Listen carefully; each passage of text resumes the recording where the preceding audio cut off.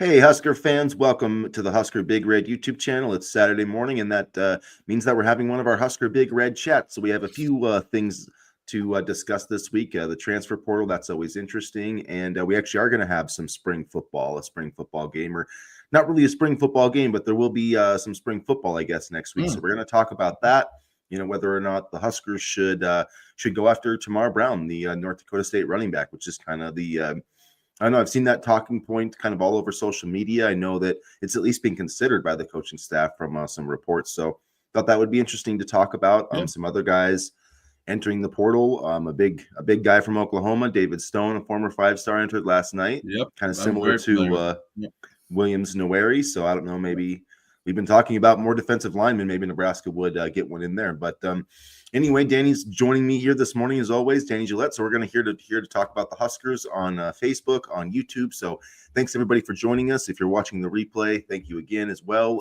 Hit the like button. Make sure you subscribe. And Danny, how are you on this Saturday morning? 1 week from Husker Fan Day.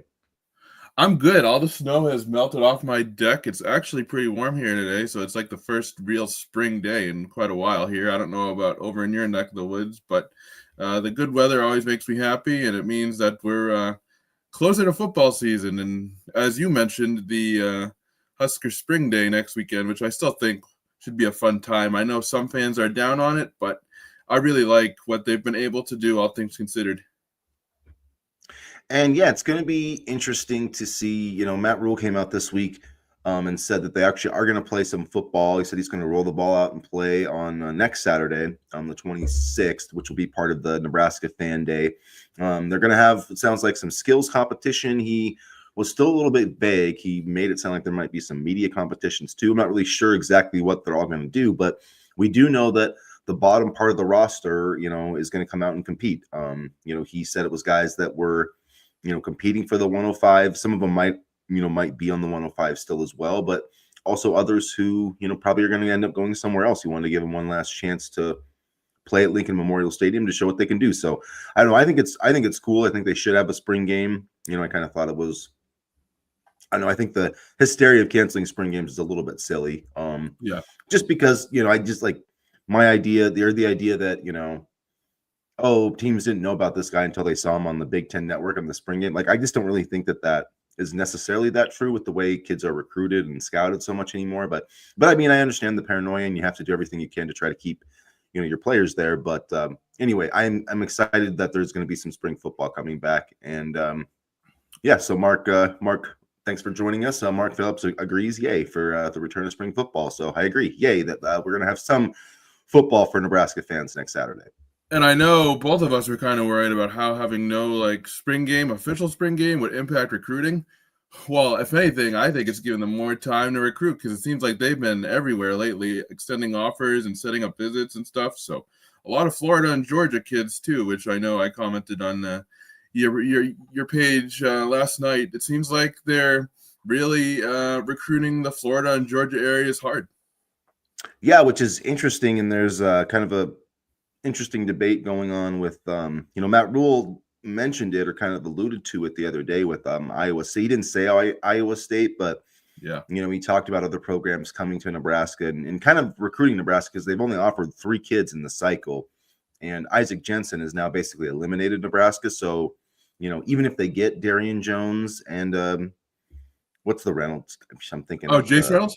Yeah, Jace Reynolds. I couldn't think of his first name for a sec. So I mean, that'll only be 2, but I mean, Matt Rule basically said, like, you can worry about recruiting the state or you can worry about winning. I can only worry about one thing. So, and this kind of reared up again Friday with Jeff Tamala committing to, Iowa State, which was funny. There was good morning, James. Sorry, I like to say hi to everybody. Okay. Hey, James, go Big Red. Thanks for joining us in the chat.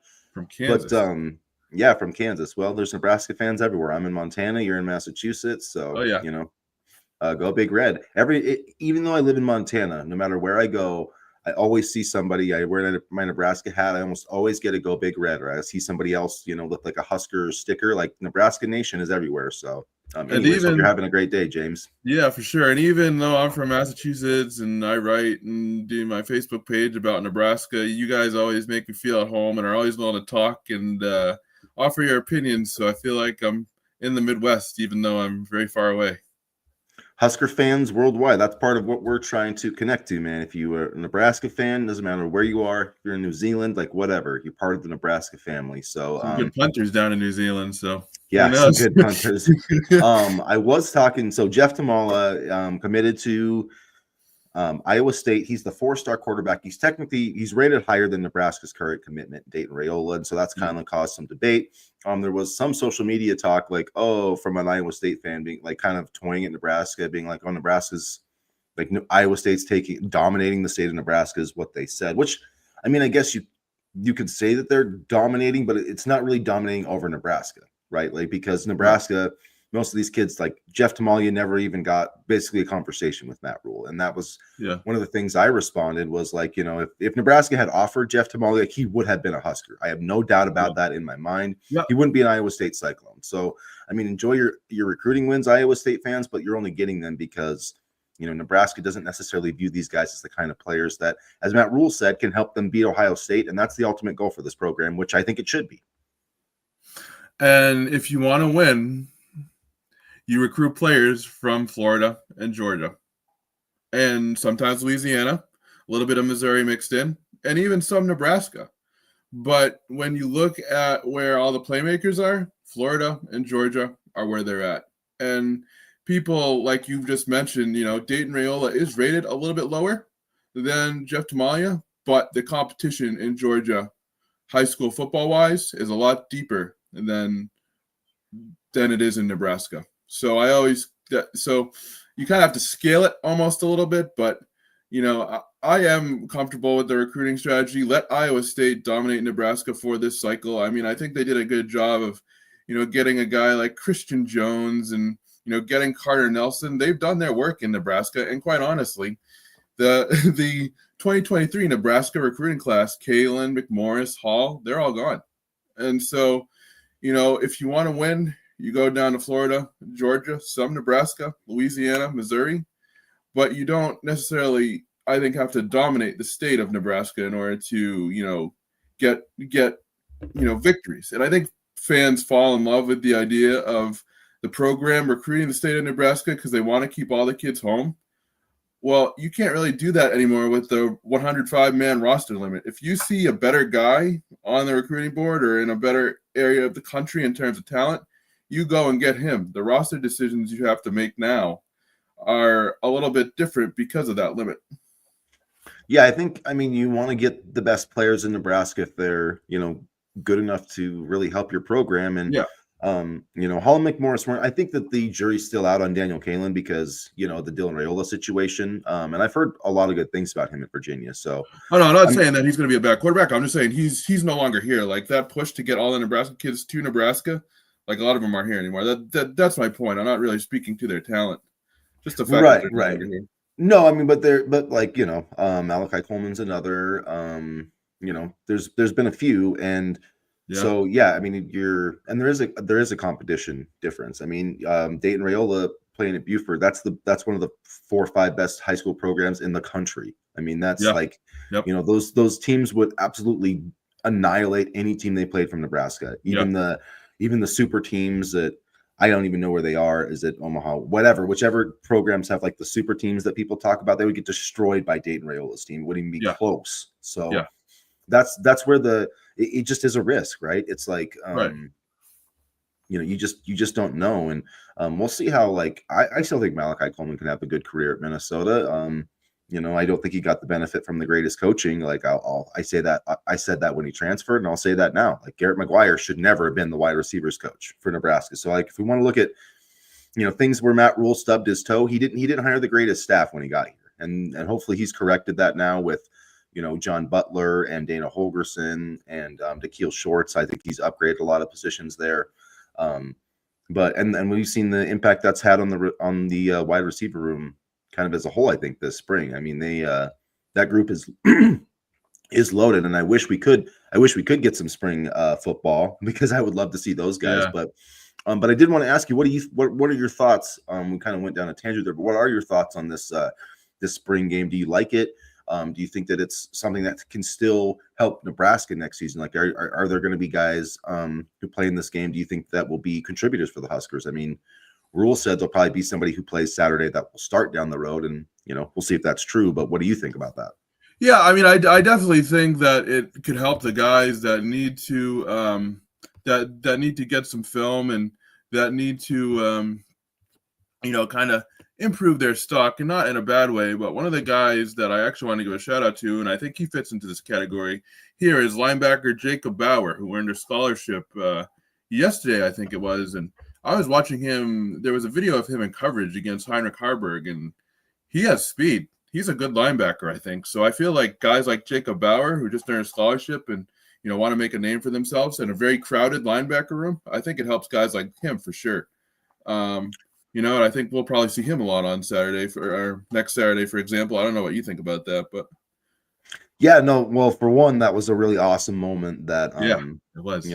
That was really cool, and I love Matt Rule for doing that kind of. I love Matt Rule for having this game and for doing those kinds of things. Like he does the right things. Like he can, he could do he could win more games or whatever. I think they will this year, but like in terms of all the stuff that he does as the head coach, like he just makes me proud to be a Nebraska fan, and he does it repeatedly. And yesterday, was one of those moments. And Jacob Bauer, I mean, he sounded like he came here without even nobody even invited him. He just said like, "Hey, I want to try out for the team." Redshirted in 2023, played 6 games last season, mostly special teams, and now he's fought his way on to the roster. He was a rugby player. So yeah, I love it, and he does look like someone who can contribute. He probably will play on Saturday. He said some of the 2 deep guys will, they just want to get after it and prove it. I mean, he said even I'm sure the starters want to play too, but it's hard to say because like we don't know. It's not like we got a roster or anything, but I wish I know. I wish it was on TV too. I'm sure we'll probably get clips. Yeah, I'm thinking we'll get some video clips, which is like, Michigan's having their spring game today, but they're not showing it on TV until next week. So, but it's kind of the same thing. Like I'll probably get some clips. So that's what I'm hoping is that, the local media crew does us all a solid and get some decent highlights of whoever's playing next Saturday. They have been, and I'd like to give a shout out to Tim Verges. I don't know if I'm pronouncing his last name right, but he does awesome work. He does, yeah. With video clips, and he's relatively new to the Rivals staff, I think. Maybe you saw him like last year or something, but he's popped up on my feed a lot this year. And I also saw, and I don't know if you saw this too, but Nebraska is going to host some sort of 7-on-7 tournament this summer. I'm looking it up just so I can make sure that I get all the information right. But they're going to host like a bunch of like smaller 7-on-7 teams on campus in June, I think it is. That'll be cool. I think they're doing like I want to say they're doing like a girls flag football thing too. So yeah, I think that they're doing a lot of really cool stuff over the summer. And yeah, I think like girls flag football, I think is on the rise. And if that becomes an NCAA sport, which I think it will, I would love to see Nebraska play flag football and dominate that. Like, let's just go, let's get our football program back, and then let's start winning championships in flag football too. Yeah, for sure. I mean, and it's great just to get everybody. It's great to have Lincoln as a centerpiece for events. You know what I mean? Like that just speaks well to the program overall. And I think Matt Rule's done a good job of like the coaches clinic last spring, just getting people to Lincoln. And I just found it. It's called the Battle at the Boneyard Tournament. It's going to be hosted on June 6th. It's top national 7-on-7 programs. I'm just looking right now, and there's going to be Texas Threat, Miami Raw, Mississippi Heat, and Team TOA. This report says the list is likely to continue and grow before June 6th. There's a lot of 5-star commits on the fast team, for example. The fact that there's the Texas Threat and Miami Raw, I mean, that's 2 areas that Nebraska is recruiting heavily. And so I think that's a good thing because that'll give a chance for Nebraska to see, some more talent in future classes. Yeah, that'll be I think a great thing because they get a lot of camps there too, and just the more talent you can get on your campus, I think is a good thing. And we've seen that, with Rule and some of these other camps that he's done, just getting guys. I mean, they had a camp where they offered Quinn Clark a couple of years ago, and it sounds like there'll be higher level guys like that, not necessarily diamonds in the rough, but I think just anytime you can get, good high school talent, to Nebraska, I think it's a positive thing. And I know he's everybody's favorite now, but back when James Williams was a walk-on, he was offered at a camp, I think that same summer as Quinn Clark. That summer of 2023 was busy. And so these camps have done Nebraska a lot of good. And at the very least, it puts the bug in some, prospects' ear that Nebraska is a program that maybe they should consider. Because to be honest with you, a lot of these Florida kids, they get offers from every school in the state, and Nebraska is maybe not even on their radar. So at the very least, it gives the program, meaning Nebraska, some exposure. Yeah, and speaking of Florida, Devin Jackson, the four-star Florida, was a Florida commit, just decommitted, and scheduled an official visit, I believe, to Nebraska. So, and he was June just 20th. on campus. Yeah. And CJ Brown, actually, too. He's got his official visit, also has one visit scheduled to Florida State. So, I'm still hoping. I need to see, I see coaches traveling around though. Like, why is somebody not gone and seen CJ Brona yet? And maybe they're just waiting till spring ball is over, but like, get down there. Every minute that you can spend like in face recruiting with people, like they need to put on the full court. Like CJ Brona needs to be like the number one priority times 10 in the 2026 class. Like, get him in there. Just keep him, I guess. They've already got him, but like holding on to his commitment needs to be like priority number one. And I'm sure they will. And honestly, his offer list and visit list is getting me a little bit nervous. But Devin Jackson, I know he's teammates with Danny Odom, who really loves Nebraska too. So maybe that's a package deal that I would love to have. Yeah, keep them all, because CJ Brona looks like the kind of corner Nebraska hasn't had in a long time. Although Zaire Wright, I think, is going to be pretty good. And there's been a lot of not even a lot of buzz. John Butler actually even said it, like he feels good about the man coverage on this defense, which I thought was interesting. And to me, that says obviously we knew Zaire Wright was going to be good, but I think that is like my takeaway is that Andrew Marshall's pretty good. Okay, like that's one of the things that I'm thinking is probably the reason why their man coverage is looking so good. They got Andrew Marshall and they got Donovan Jones. They got big, fast, long corners. Mario Buford, I think, too. Yeah, Mario Buford. I mean, a bunch of guys. Amari Sanders, Larry Tarver. Like, there's a bunch of guys that are in that mix. And yeah, Nebraska can actually like man up and play man coverage like they used to be able to do, like under Bo Pelini. That helps your defense out a whole heck of a lot. So I hope that's true. And, but he's not the first guy to say that. I mean, Rule said that, the coverage has been like in the coach press conference, they've talked about like being able to man cover people multiple times. And I think that's like a really, really good thing going forward. Well, Andrew Marshall was a very highly coveted transfer portal prospect. During the recruitment process, Miami wanted him. I thought Miami was going to get him. And a bunch of these big programs, they wanted him. So the fact that Nebraska was able to land Andrew Marshall was huge. And not only for his coverage ability, but also his kickoff return ability. And I know that Matt Rule talked about some change in philosophy on special teams, which led to the transfer of Jack McAllister. So I feel bad for the guy, partly because he transferred from Washington because they were also doing a rugby style punt, and now he came to Nebraska and they're doing the exact same thing. So I know you said Michigan is looking for a punter, so I'm hoping he lands on his feet, but I really do feel bad for him. Yeah, so Michigan got a guy from Missouri, so maybe he can go to Missouri. There's probably a game of like punter musical chairs happening. So I'm sure he'll find. I'm sure he'll find, because like, I mean, everybody, people like overlook punter. Nebraska fans know how important a good punter is, but you don't know how much you need a good punter until you don't have one. So like, McAllister was one of the better punters in the Big Ten. There was some talk that he struggled with the wind at Nebraska too, which isn't a great thing, and it's not an easy place to kick in Nebraska for sure.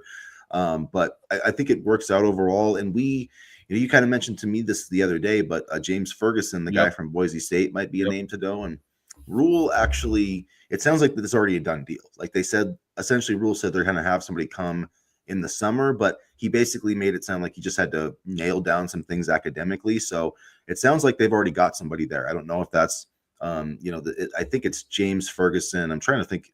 He has like another name too. James Ferguson Reynolds. Yeah, James Ferguson Reynolds. Anyway, if it does end up being him, he's really been like a standout. He kind of is really well known among Boise State fans for like long punts inside the 20. So he would be a huge pickup. And if it's not him, the way they're talking, it almost makes me think like it's a professional guy from like Australia or something who's coming to like. I have no idea, but I feel Which like wouldn't be a bad thing at all because they're known for their punters. Like I'm not even joking. Like they're known, like especially for that rugby style punt. Mm-hmm. Like they're known for that. Like I'm thinking Lou Headley at Miami, and I just covered Miami, so that's why. Kind of like you're Michigan. I'm just thinking Miami. Like Lou Headley was a very good punter for Miami, and he did that rugby style type of kick, and it worked out really, really well. He was one of the best punters in the ACC.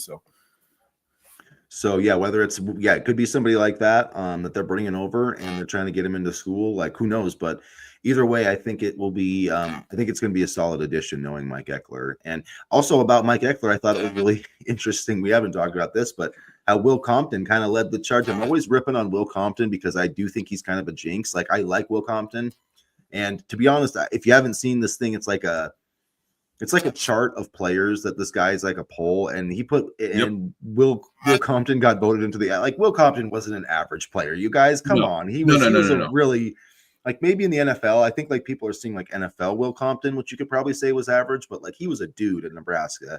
Those polls are made by like 14-year-olds who've never seen Will Compton play. It's still funny though, but he did just like don't dress up in a Nebraska basketball uniform on game day ever again, please, because I think you're maybe a bit of a jinx. But he did seem to do us a solid and get us Mike Eckler, so he actually like called him, and it was kind of interesting how that all worked out. Yeah, no, I mean he loves Nebraska sports. Like honestly, we need more alumni with as much passion as him. Like, and it's good to have somebody like that's on the busing with the boys. And I'm just kidding about the jinx stuff because Nebraska's so cursed.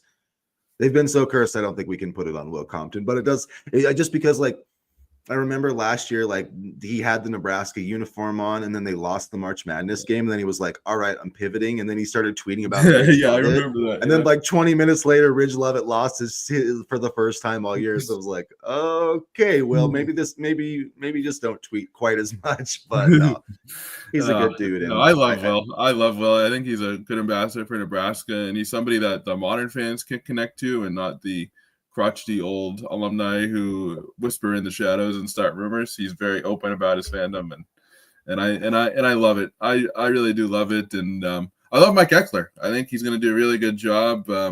He's definitely, I think, with this rugby style of punt and kind of focusing and shifting that philosophy, I think he's putting his stamp on the special teams unit for sure. Speaking of guys who could, I put this, teaser in the video, and we haven't really talked about it yet. So CharMar Brown, or I think that's how you pronounce it. I'm terrible with names, but anyway, I know this guy's from Omaha.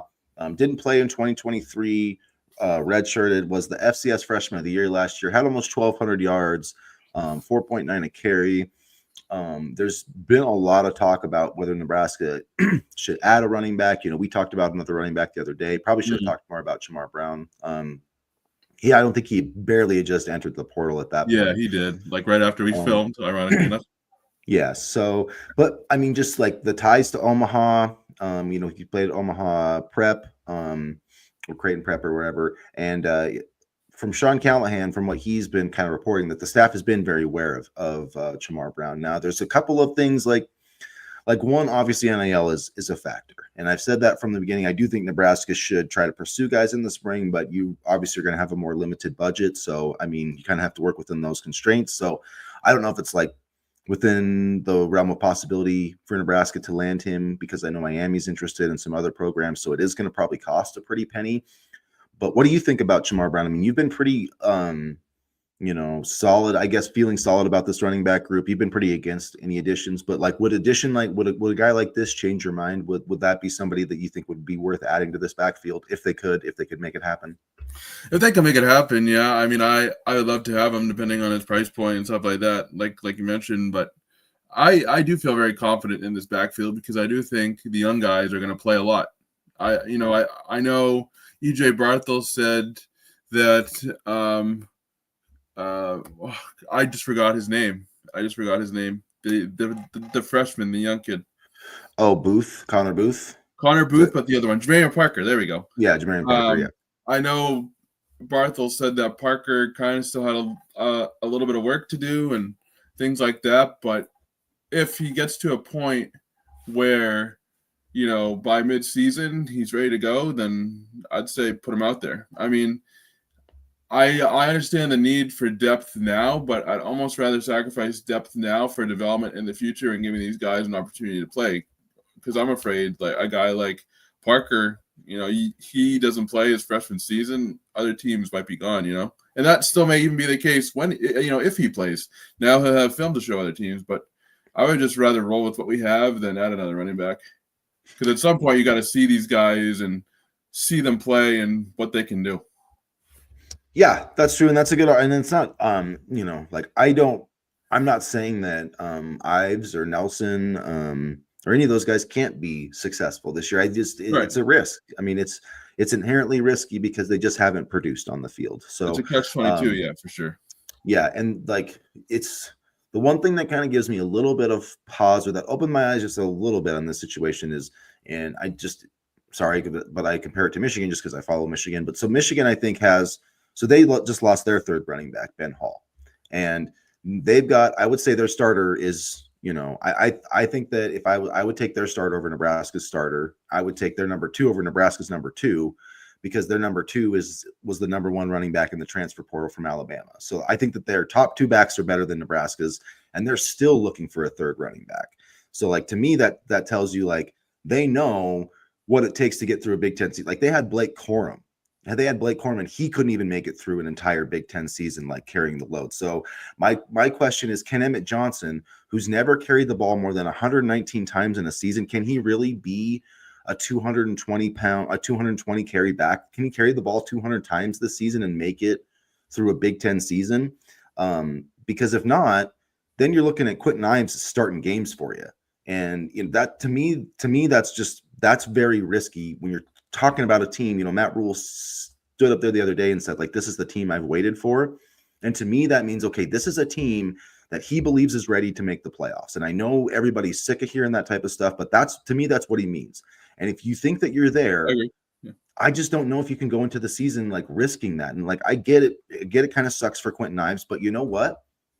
If you bring in CharMar Brown and Quentin Ives still wins that job, then Quentin Ives is the guy instead of just giving it to him. And I'm not saying that they're giving it to him, but there's nobody else like proven that he has to beat out. So I don't know. Like, I get it both ways, and I totally get your side of it. And I do think that Quentin Ives could end up being successful and better than anybody else that's in the portal. Like, you see stuff like that all the time. And that's why Pat Stewart and Matt Rule get paid a lot of money, because they have to sit down and make that decision. Like, hey, what are we going to, like, what is this guy worth? And also, like, what are we going to pay CharMar Brown? Because if he does want, if this ends up being, $600-700 NIL deal, then you're talking about paying the guy worth like starter money. And then, because I do think that they could have like kind of a timeshare.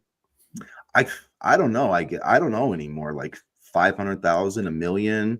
Some of these evaluations that I've seen from other guys, like other players, that what they want is crazy high. Yeah, I know it is crazy. I mean, talking about basketball, there's the Memphis point guard wants $4 million. Like, are that's you the guy I was kidding thinking me? of? Yeah. No. Like, at some point, like, that's worth more than Nebraska's entire rock. Like, I just like go to the NBA if you think you can get that, I guess, because that's like more money than NBA teams are paying players. Well, I think he knows he's probably not going to go to the NBA, so he's going to want to try to cash out in college. I think that's what I think. Honestly, for a lot of these kids, it's not, hey, I want to get money to play college basketball. It's, hey, I want to get money to play college basketball. Yes, but I know I'm probably not going to go pro. Yeah, unless this could be like a cash out opportunity for them in some ways. I mean, basketball, it is a little, because you can always like go play in Europe, but there's not. So, but yeah, it's a lot different. The money's a lot different. You could like make some money now and then like live off of it with your European basketball money, because you don't make that much unless you're like a top player, and then most of them are trying to come over here. So But yeah, CharMar Brown, like I could definitely see like a timeshare situation if it was him and Emmett Johnson, the two of them.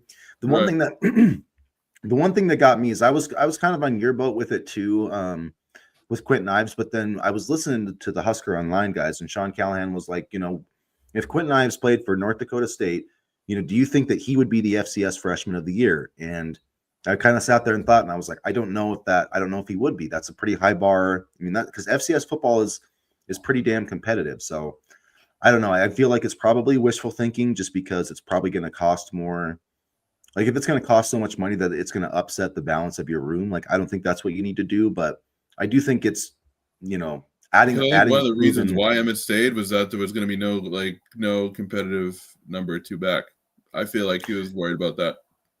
Yeah, I mean, and I think and he is going to have a big role, but he's also 205 pounds, and I don't know if he's going to be able to survive a nine. Like we've seen him do it for 5 or 6 games. Can he make it through 9 games as a Big Ten running back as the bell, carrying it 15, 20 times? I hope he can, but I think it's a risk, and but that's part of roster building is you're going to have to take some risks at some point. So that maybe they're just going to bet on Ives and these other guys based on how much they have to pay and everything else. To be honest with you, I don't know how much. Like, don't get me wrong, they use the running backs, but with all the talent in the world at wide receiver that they have right now, I don't know if we'll see like a run the ball, ground and pound type of style that would require Johnson to take a ton of physical heavy carries. So James Ways in Nebraska is a running back with breakaway speed. I'm guessing what you're saying, what they need is a Yeah. back with breakaway speed. Yeah, I can agree with that. I mean, it's been a long time since we've had someone like Amir Abdullah or even a Rex Burkhead, just like a playmaker, just like a difference maker at running back. We haven't had one of those since Amir Abdullah, honestly. I mean, we've had some decent guys, but there hasn't Honestly, been and this is anybody going to be you an fear. unpopular opinion, but I think Maurice Washington could have been that guy. Yeah, he could have been that guy if he didn't. He wasn't such an idiot. But Yeah, I was so excited about him, especially after that Iowa game, which we yeah, lost on a last second field goal. But he made some really exciting plays, and yeah, that went the wrong way. I remember the Colorado game. Yeah, Up in his Folsom. sophomore year. Yep. Yeah, yeah. Well, what could have been? But anyway, no, I just had to because that's the last running back I saw that Nebraska had. I started following the team in 2019. Picked the wrong time to start following the team, I'll tell you. But anyway, Maurice Washington was a guy that I was like, whoa, like this kid's pretty good. So, And this is something too that I thought, the guys made that Steve Sipple made a pretty good point on this the other day. Like he was talking about like Nebraska's got a good roster. mm-hmm. You look at every single position. I mean, yeah, like we're arguing about does Nebraska need an RB2? Like that's the biggest concern right now. I mean, even sure they could use another defensive tackle, but it's not like they've got dudes to line up week one. Like it's not like they're so much farther than where they were. But he made a really good point because he's like, who are the stars? Like who are the elite players? Who are the first team all Big Ten players? Because like they were talking about like even the Bo Pelini era, and there was a lot. There was a lot of those guys like an offensive line, defensive line, cornerback, linebacker, even receiver, running back. I mean, they had Taylor Martinez. I mean, I think that both during the Pelini era, they had almost a first team all Big Ten guy at almost every single position. And I can name two right now in my head, but keep going.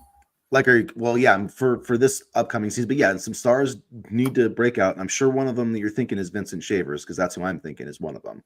Like no, Vincent Shavers. Oh, okay. I'm just saying. I mean, maybe you're thinking about past ones. I'm talking about like guys that need to break out this year who have that potential. Like Vincent Shavers needs to be a star this year on this team. Like I just think that he can be that dude. But yeah, that's a good question. Who are you thinking about? I was thinking of players that are already, kind of in the program that have established themselves. So I'm thinking this year, Omar Brown, hello, Sayer Wright and Ja'Cory Barney. Yeah, I think Sayer Wright definitely has a chance to be an all Big Ten player this year. I think Barney could take a leap. He might have some tough competition within his own room though with Dane Key and Isaiah Hunter, so that's kind of a good thing too. And but my other thing, I'm thinking, Shavers. Omar Brown. Omar Brown.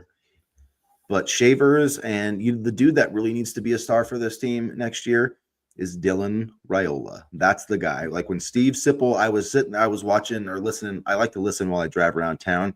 And I was like saying it out loud. I was like, Dylan Raiola, that's the guy. Because that's the dude who needs to step up and be the star for this team. Like there needs to be other guys like Shavers, Sayer Wright, Dane Key, whoever. But like if this team is gonna be anything this year, like top 25 team, a playoff Riley team. Van Poppel. Yeah, Riley Van Poppel, but Dylan Raiola's got to be the dude this year. That's my opinion. Well, when you look at how things, we talked about how quickly things could change from, the season finale to, even January and February. You have a remade offensive line. He's clearly lost a lot of weight, Dylan Raiola, so that will help too. He's got a much more cohesive offensive system that he's not going to have to learn in the middle of the season and try to make chicken salad out of chicken, what, as you like to say. And he's also been able to kind of just sit back and, last season he came in freshman quarterback. He had the recruiting process. He had this. He had to deal with all the fanfare, blah, blah, blah, freshman quarterback, this, that, and the other thing. Now he's a year into Lincoln. He's kind of more familiar with the system. He's more familiar with Matt Rule. So all of that kind of off-field distraction too, I think is going to be minimized, and I think he'll have a better year. I think so too. I think I'd really love to see. I think like third team All Big Ten. Like I'm not saying he needs to be first team All Big Ten, but you look at it this year, it's probably going to be your favorite. Your boy Drew Aller is probably going to be first team All Big Ten this year because he does put up good numbers, just not against anybody that matters. But just like his coach. Who else is I mean, I love my guy Bryce, but I don't think I think he'll be freshman of the year in the Big Ten. I don't think he'll be like honorable mention All Big Ten.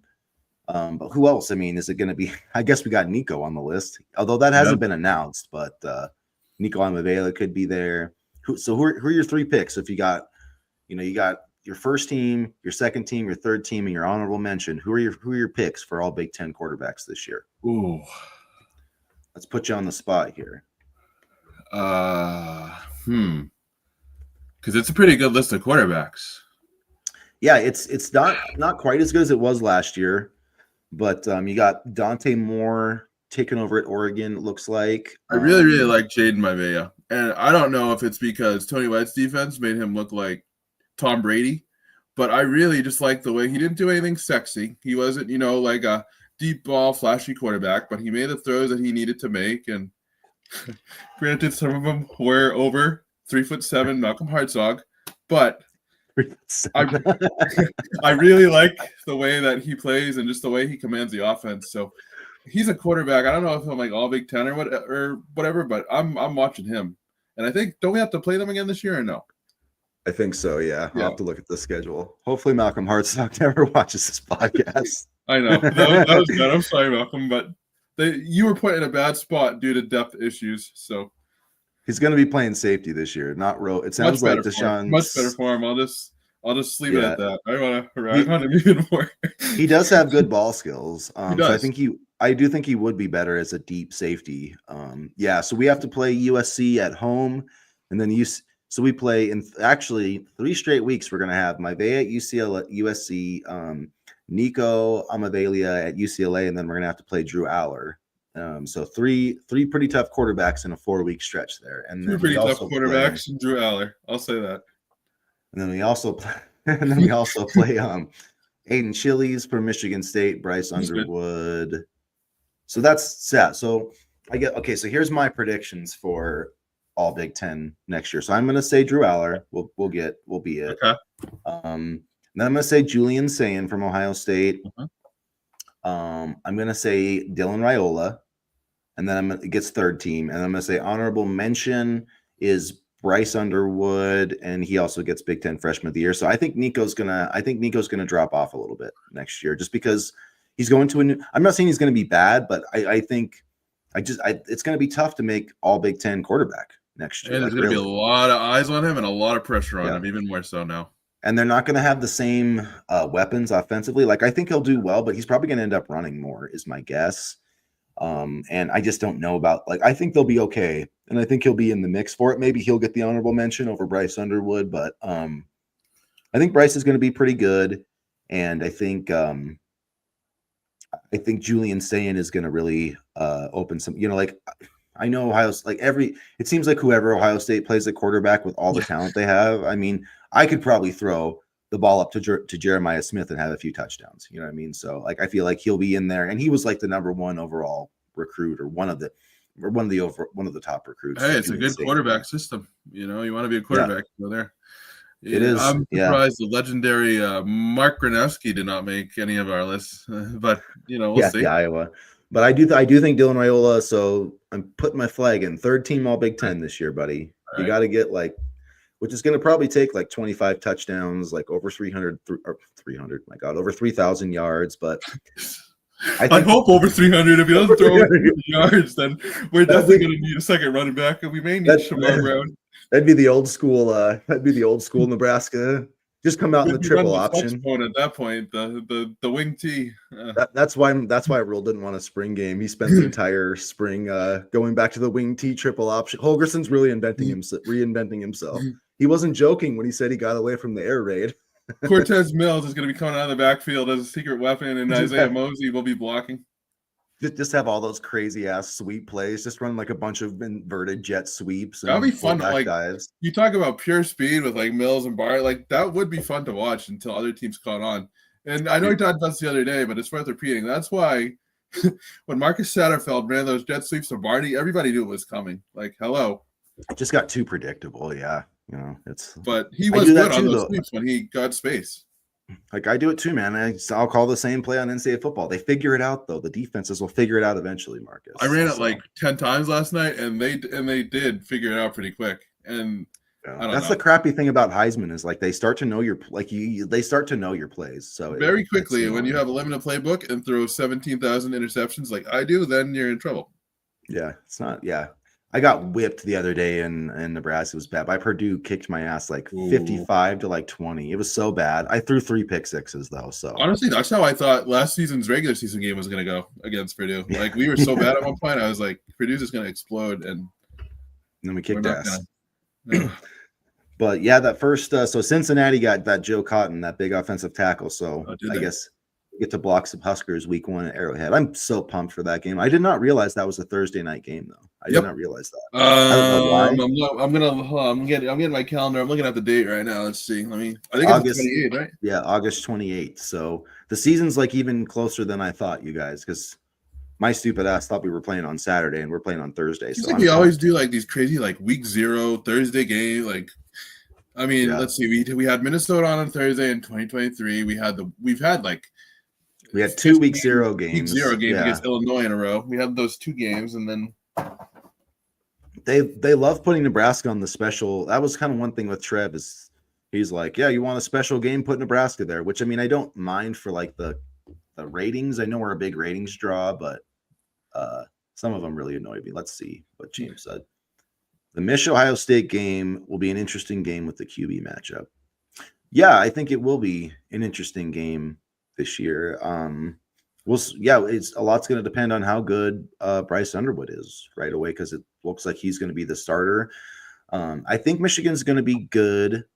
I don't know if I think Urban Meyer picked him to be 9-3, which I think is pretty accurate. I think they're going to be on the cusp of I think that Ohio State game is going to determine whether they make the playoffs or not. That's my prediction for Michigan. I'm very curious to see what Matt Patricia does in that game, because say what you want about his offensive coordinator, full disclosure, I don't know why he was ever made offensive coordinator. That was one of Bill's biggest blunders, in my opinion. But defensively, I agree. He's very good at scheming and changing up looks. So that's going to be an interesting chess match.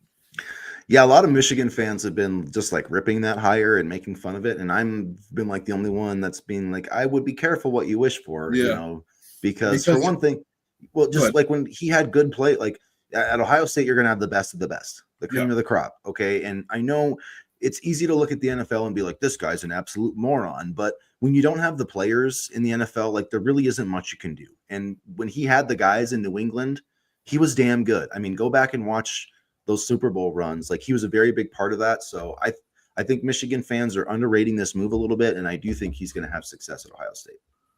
He's kind of like Rex Ryan in the sense that he's a great defensive coordinator, not fit for a head coach.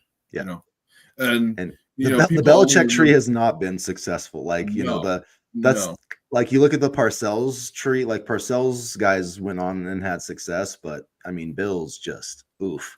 Romeo Crennel, Charlie Weiss, Josh McDaniels. I mean, Bill O'Brien's at least getting it done with Boston College now. So maybe that'll be like somewhat of a success story, but I guess you could kind of got it done with Penn State when they had the sanctions too, which was not easy to do. Although I guess you could have Nick Saban on the tree because he was Bill's D. So I mean, you know, I mean technically, and I guess Kirk Ferentz is on the Bill coaching tree too because he was on that. Was it Kirk or Brian staff. or both? I think it was Kirk. I think Kirk was with him first, and then he ended up getting Brian later. But I'm pretty sure that Brian was actually pretty good for the Patriots. I thought he was. Brian Ferentz it's the same thing. Like he's not an offensive coordinator, but like the dude can coach his ass off when it comes to tight ends, and that's why I was like, if Nebraska brought him in to be their tight ends coach, that would have been awesome. Let's see if Arca Satterfield can replicate that success. As people like to point out, the highest paid tight ends coach. I know people are so. Who cares? I loved what he said. You know, he was like, I could have taken my money and went home, or I could stay here and try to get better. And like, what are you supposed to do? Like, yeah, sometimes you get in a job and you suck at it, or you're not as good. Like, at least he had the manhood to say, like, you know what, I need to get better at this job, and the only way I'm going to do that is to like, stay at it and work around Dana Holgerson. And so. I think the way he swallowed his pride, it's commendable, I would say. And so what if he just wants the money or whatever? The fact that he's not bashing the program or making a public fit about being demoted, and he's staying with the program, like obviously no shit, $1.4 million would make me stay too. But he's not creating any, he's not creating a distraction or any animosity with the coaches as far as we know publicly, and he really has handled it well. So as much as I kind of bashed him for being an offensive coordinator and the way he called plays, he's earned a lot of respect, in my opinion. Yeah, and me too. And I think it's a good example for the players too. And and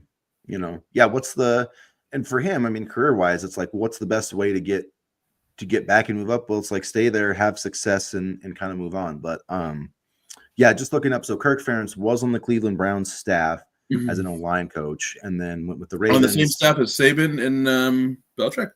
Yeah. Wow.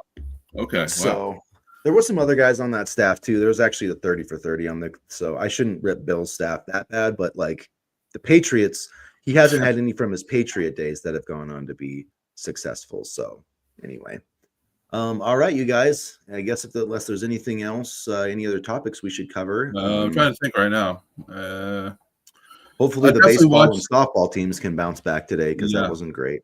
But, the softball teams are more consistent, but the baseball teams are very up and down.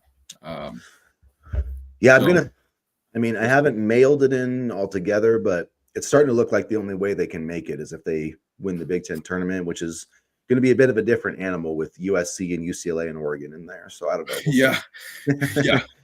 It's completely changed the game. But softball, actually, they came into the weekend in third.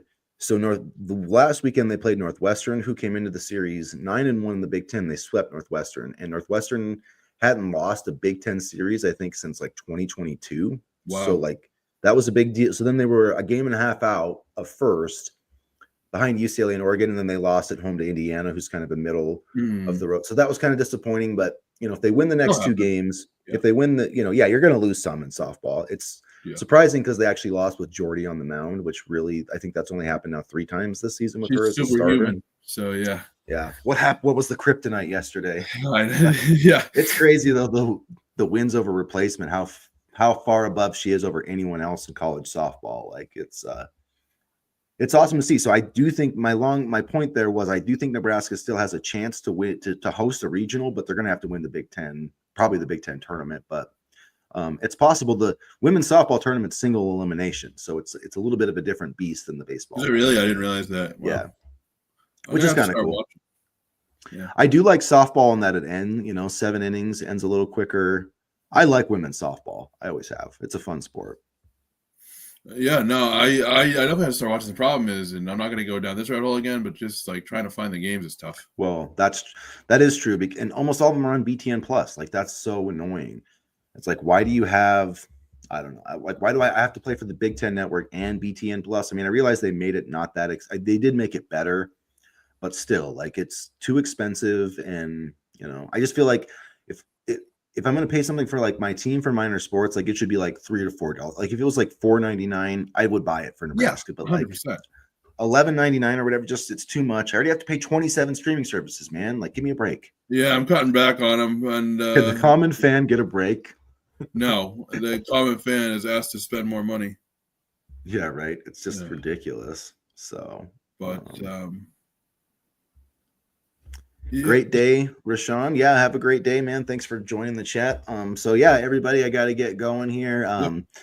And hopefully as the season goes on, we'll get more people kind of chatting and interacting like we had before. I know we're just starting these up, but still happy to see everybody hanging out with us. Always like talking ball with you, Danny. We always have a fun time. So we'll be back doing this every Saturday as we lead up to that Thursday opener, August 28th. The next Saturday, we get some spring football. So tune in for that. If you haven't already, hit the like button, hit the subscribe button. And as always, go Big Red.